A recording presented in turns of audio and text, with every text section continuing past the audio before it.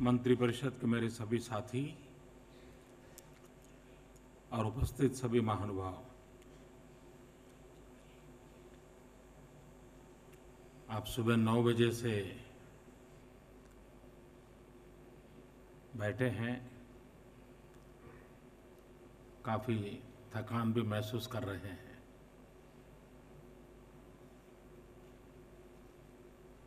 क्योंकि यहाँ खुद के संबंधित विषय बहुत कम होंगे, लेकिन और विषयों को भी उनको झेलना पड़ रहा है।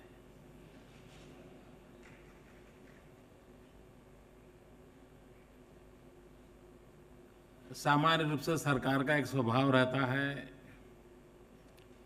सीक्रेसी का।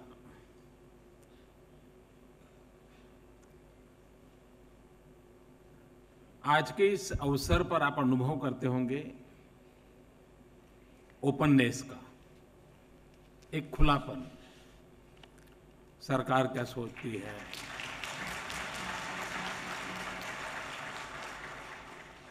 अब ये चीजें जितनी आज आपके सामने आई है, यही चीजें पाने के लिए पता नहीं कितनी आरटीआई करनी पड़ती है आपको। तो व्यवस्था ऐसी विकसित की जा सकती है कि उसी प्रकार से हमने देखा है कि बजट जब आता है तो ढेर सारे डेलीगेशंस मेमोरेंडम लेकर के आते हैं। वो भी एक ऐसी फॉर्मेलिटी हो जाती है कि सरकार कागज ले लेती है, कितना ही बड़ी हायर पोजीशन पर क्यों ना हो, अच्छा देख लेंगे, फिर वो कागज प्रोसेस में चला जाता है।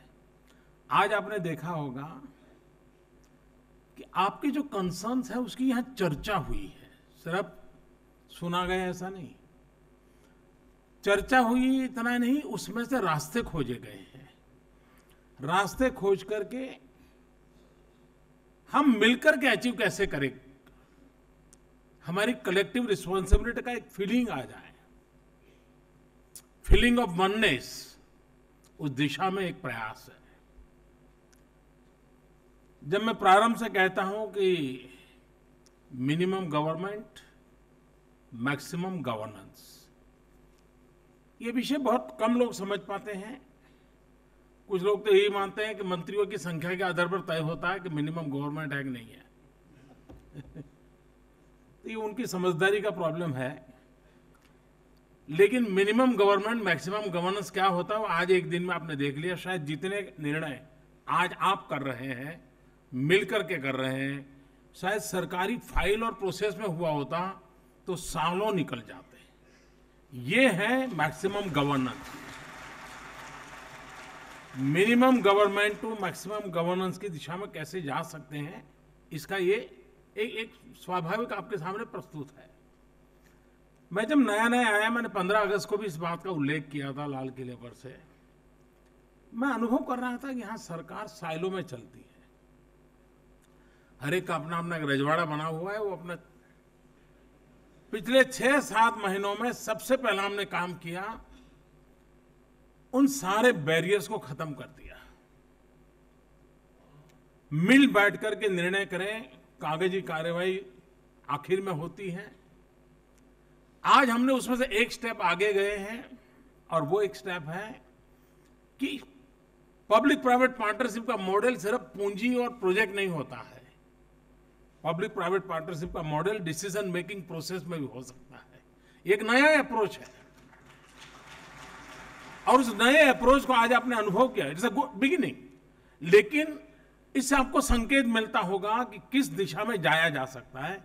तो in true sense public private partnership का मॉडल मीटिंग ऑफ माइंड से शुरू होता है, तो फिर अचीवमेंट इन मैन्युफैक्चरिंग तक पहुंचता है। और मैं मानता हूं कि आज पूरे धन भर में आपने इस बात को अनुभव किया होगा।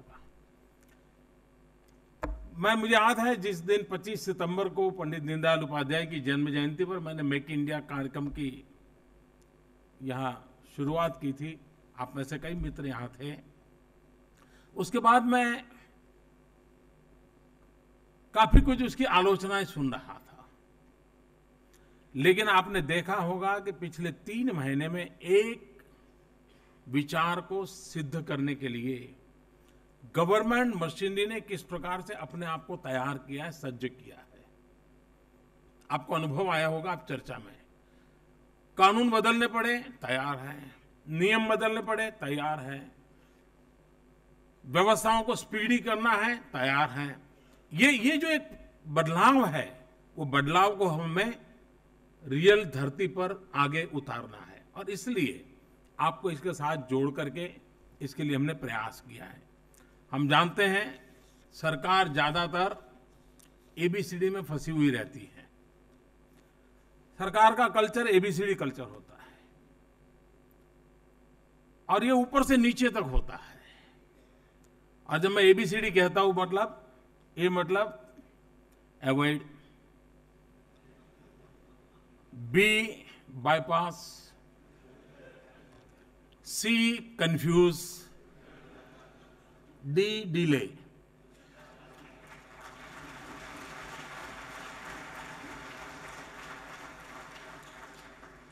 हमारी कोशिश है एबीसीडी कल्चर से एक ऐसे रोड मैप पर जाएं जिसमें सक्सेस ही सक्सेस हो। और जब मैं सक्सेस ही सक्सेस के रोड की बात करता हूं, तो मैं उस रोड की चर्चा करता हूं जिसमें ROAD, R responsibility, O ownership, A accountability, D discipline. ये रोड मैप पर हम आगे बढ़ना चाहते हैं। सरकारी पूरे व्यवस्था को उस दिशा में हम तैयार करने की कोशिश कर रहे हैं। इसके कारण शासन में काम करने वाले व्यक्तियों को भी सामान्य जन की क्या अपेक्षा है, उसके अनुरूप अपनी चीजों को प्रायोरिटाइज करने की आदत बन जाती है। मैं समझता हूं इससे एक बहुत बड़ा लाभ होगा। एक उससे आगे का कदम जो मेरे मन में है, जिस पर हमने सोचना चाहिए, जिस प्रकार से आज हम इस फोरम में इस लेवल के लोग मिले हैं, मैं मानता हूं हमें विकास के लिए जिन बातों पर बल देना है, उसमें man, material, money, machine, minerals, इसका मैक्सिमम मूवमेंट कैसे हो, कोई स्टैग्नेंसी ना हो इन पांचों क्षेत्रों में। इन 5M की मूवमेंट कैसे बढ़े, और उसको लेकर के हम आगे बढ़ना चाहते हैं। जैसा अभी अरुण जी ने बताया, हम जनवरी फर्स्ट वीक में फाइनेंशियल सेक्टर को अटेंड कर रहे हैं, विशेष करके बैंकिंग सेक्टर के लोगों को बुला रहे हैं। इस गोल को पाने के लिए उनका रोल क्या होगा, उसकी वहां चर्चा करेंगे, रास्ते तय करेंगे। एक महत्वपूर्ण, जैसे मैंने कहा, मैन,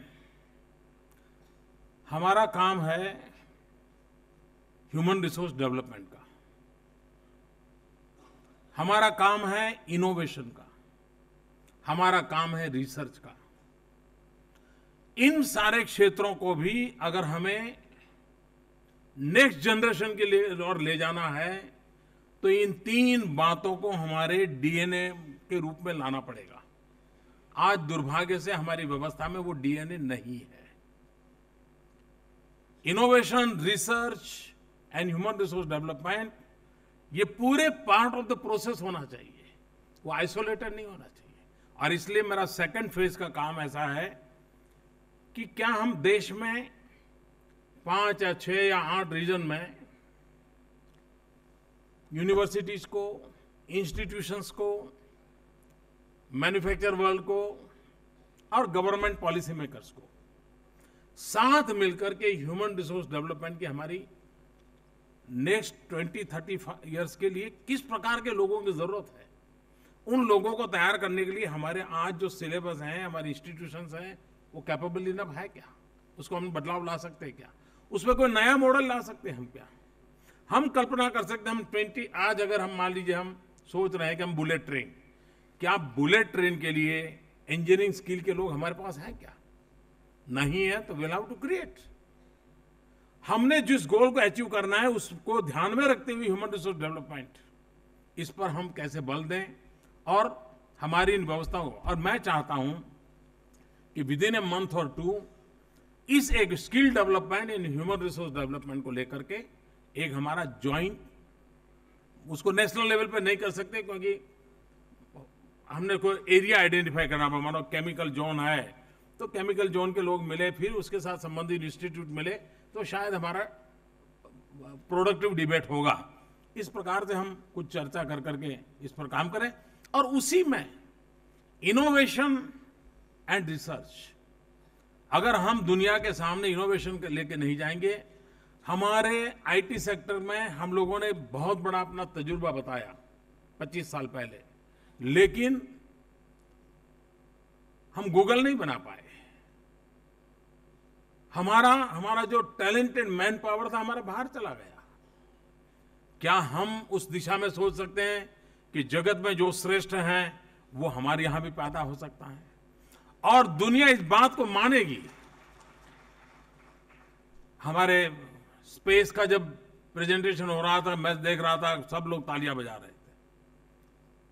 ये भारत के नौजवान साइंटिस्ट कर रहे हैं जी, दुनिया में अपना रुतबा दिखा रहे हैं। तो और क्षेत्र तो इससे सरल है, हम इसको कर सकते हैं। और एक दूसरा जो विषय, जैसे मैंने कहा, हम जनवरी 1 वीक में बैंकिंग एंड फाइनेंशियल सेक्टर को इसी विषय को लेकर के मिल रहे हैं।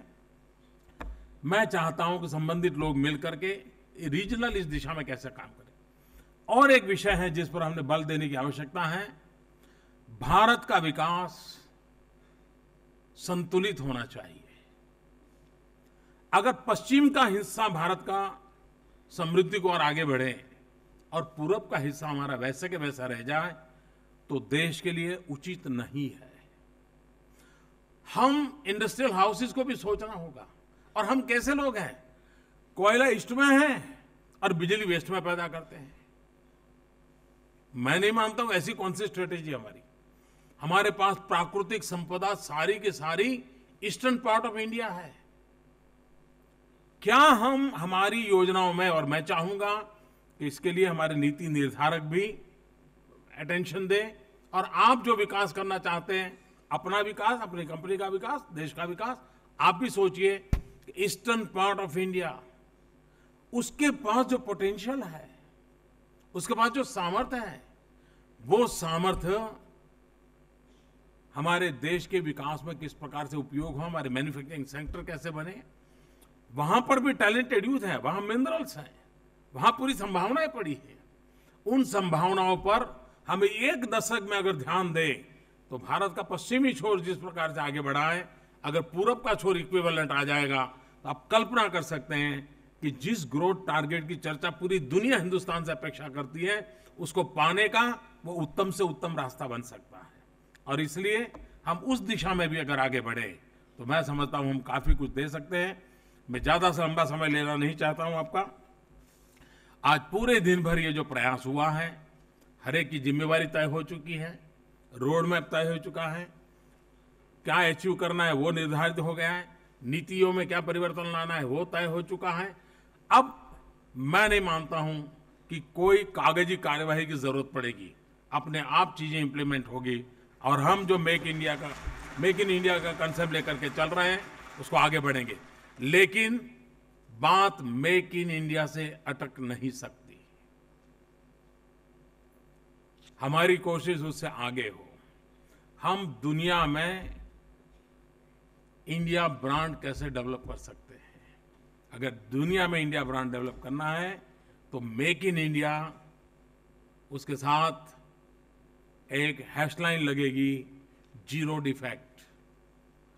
अगर जीरो डिफेक्ट नहीं है तो हम ग्लोबल मार्केट में अचीव नहीं कर सकते। उसी प्रकार से दुनिया एनवायरनमेंट कॉन्शियस है, एक बहुत बड़ी हमारी भी जिम्मेवारी है। तो जीरो डिफेक्ट जीरो इफेक्ट, हम वो मैन्युफैक्चरिंग करेंगे एनवायरनमेंट पे इफेक्ट ना करें, हम वो मैन्युफैक्चरिंग करेंगे जो जीरो डिफेक्ट हो और दुनिया भर के अंदर जिसकी मांग हो, उस काम के लिए हम आगे बढ़े। मेरी आप सबको बहुत बहुत शुभकामनाएं। पूरे दिन भर इस प्रकार का मंथन, पहली बार ये प्रयोग हुआ है, इसको हम और आगे बढ़ाने वाले हैं। सेक्टर स्पेसिफिक तक जाने वाले हैं। मैं चाहता हूं कि आपके सुझाव हम सब मिलकर के देश को आगे बढ़ाने में काम आएंगे। बहुत बहुत धन्यवाद, बहुत बहुत शुभकामनाएं। इसी हफ्ते 2015 में हम प्रवेश करेंगे। मेरी आप सबको नववर्ष की बहुत बहुत शुभकामनाएं। धन्यवाद।